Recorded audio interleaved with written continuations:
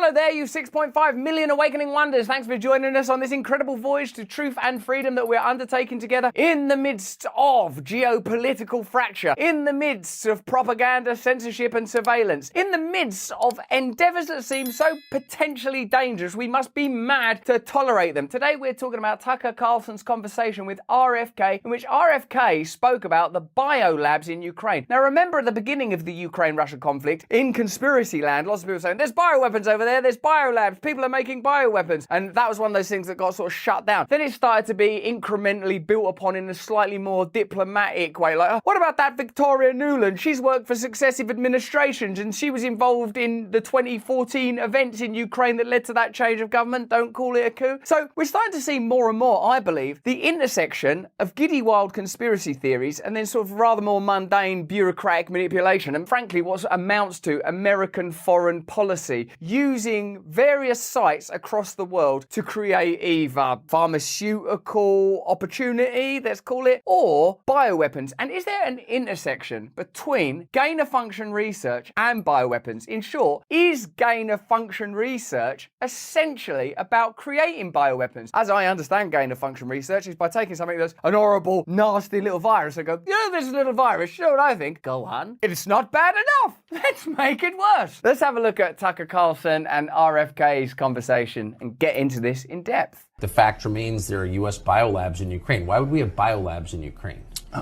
We have biolabs in Ukraine because we're developing bioweapons. And, and those bioweapons are using all kinds of new synthetic biology and CRISPR technology and genetic engineering techniques that were not available to previous generation, and they can make frightening stuff. A top-line consideration is whether or not you want bioweapons being developed. Are we not already in a precipitous state when it comes to global warfare? Don't we already have enough nuclear weapons to annihilate the planet many times over? Have we not recently seen the dangers of meddling in nature's domain, if you believe the Wuhan lab leak theory, for example, which hasn't been proven yet but seems increasingly likely, is probably in some way or another funded by your tax dollars, bioweapons. I don't know how else they're functioning. I don't know if they're doing fun runs or sort of car washes to raise money for these bioweapons. Presumably it's coming from American taxpayers at some point. When do we get to ask fundamental questions about how we want our civilization to be run? We just accept the fact that we're subject to the whims of global corporatism. That's what much of the frustration and tension is, I believe, that's not even articulately expressed. When you're dismissive of like MAGA people in their caps or people protesting for a whole host of reasons in the streets of the United States, there's a sense that things aren't right, things ain't fair, these institutions don't care about us, they're not listening, I'm angry. And just because you can't say what it is really is global corporations have taken over our democratic institutions, spend money abroad on things I don't care about and might actually be detrimental not only to my life but the life of the planet itself, and I'm sick of it, why don't I ever get to vote for it? How come I'm paying $700 towards relief for the Hawaii fires and yet $900 per annum so far on funding the Ukraine war? How much of that goes to biolab technology? Why did they lie about it in the first place? So many questions. You know what they'll say publicly? These biolabs, they're not dangerous, there's nothing to worry about. Why don't you want the Russians getting your hands on them then? Well, the Russians, you can't trust those guys. If in those biolabs all they're doing is racing mice through a maze, why are they so worried about the Russians getting in? Do you know what the Russians getting in there? What if they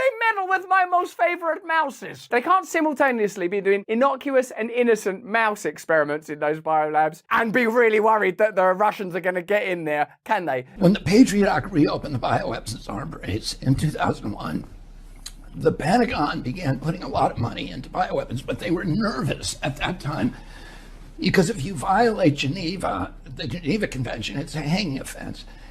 And they weren't sure that that provision in the Patriot Act would actually hold up as a loophole to treaties that had been ratified by Congress. So they were nervous about actually going full force into bioweapons development. So they transferred the authority for biosecurity to one agency in the HHS called the National Institute for Infectious and Allergic Diseases, run by Anthony Fauci. So Anthony Fauci got all the responsibility for bioweapons development. He got at that time a 68% raise from the Pentagon in order to do that work.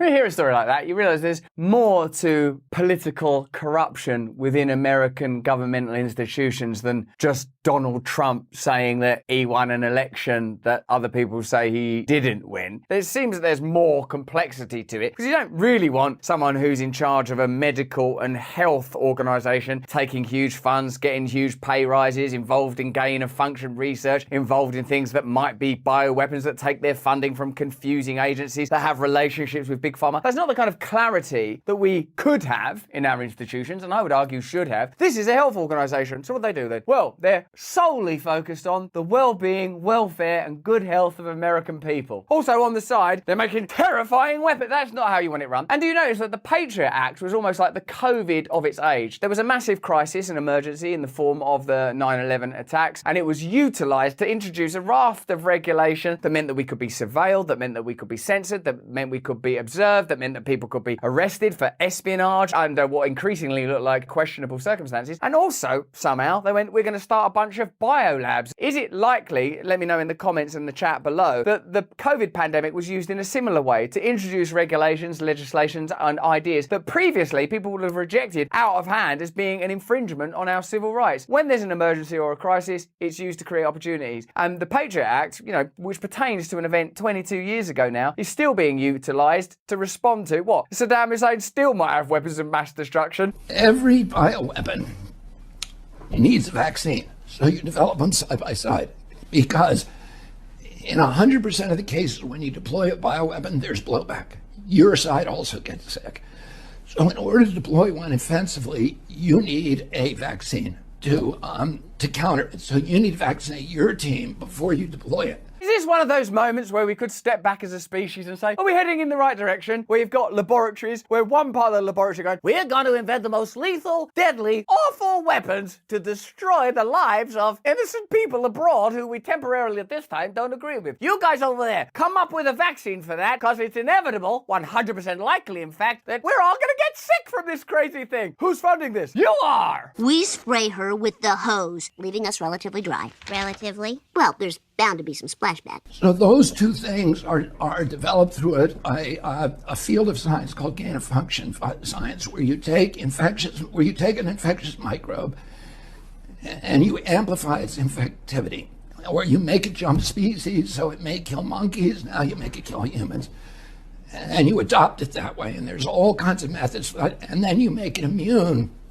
to antibiotics and to therapeutic drugs and to other therapies. So it's actually the inverse of medicine. When I hear that explained, it's like if someone explained the concept of the monarchy to me now. Like, what we're going to do is we're going to get a microbe that's deadly, that's killing monkeys. Yes, and cure those monkeys, right? Because we all love monkeys. No, we're going to make it worse. Oh, poor monkeys. I've not finished yet. I make it infectious to not us and our children. Yes, us and our children. Don't worry, there's some guys over there working on a vaccine. How's it going, guys? It's going expensive.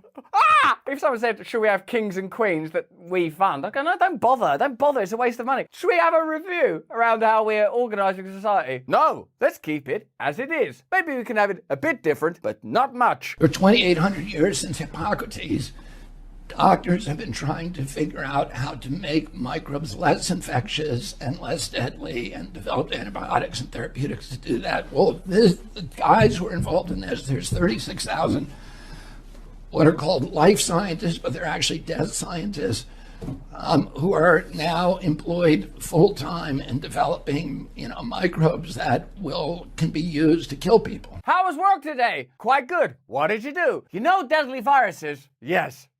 Well, I made them much worse. Night. Did you wash your hands? No need. We've developed a vaccine. You can have it for free. I bought one home. But everyone else, let's have a look at this in more detail. The US military outsourced some of its biological weapons research to the government installed by the 2014 coup in Kiev, Democrat presidential hopeful Robert F. Kennedy Jr. has said in an interview. Isn't it ridiculous that we can't go, no, they would never do. The American government create biolabs in an unstable territory adjacent to a historic enemy? You can't rule it out, can you, as a possibility? This will probably get called conspiracy theory, fake news. It certainly did a few years ago, or at the beginning of the pandemic era and the beginning of the war, and all this constant rolling, never-ending crisis that all seem to be snowballing into one another now, like gain of function research. It's like, get a news story, make it a bit worse. Here's your new news story. Ah! According to Kennedy, the bioweapons program has operated under the guise of life sciences research, such as gain-of-function experiments on viruses and other pathogens, ultimately overseen by Dr. Anthony Fauci, who headed the National Institute of Allergy and Infectious Diseases between 1984 and 2022. At the beginning of this, he gave so many public speeches and appearances that were sort of conciliatory and consoling, like he was just sort of Uncle Anthony Fauci. How are we going to handle this? How are we going to handle this? Well, you know, wash your hands, keep distance, wear your mask. If you need to go out, you can go out. Like, you know, it was all very sort of kind of friendly and avuncular. It's demonstrable that this is someone who's involved in gain-of-function research, serious and heavy payments. Dr. Fauci, give us vaccine.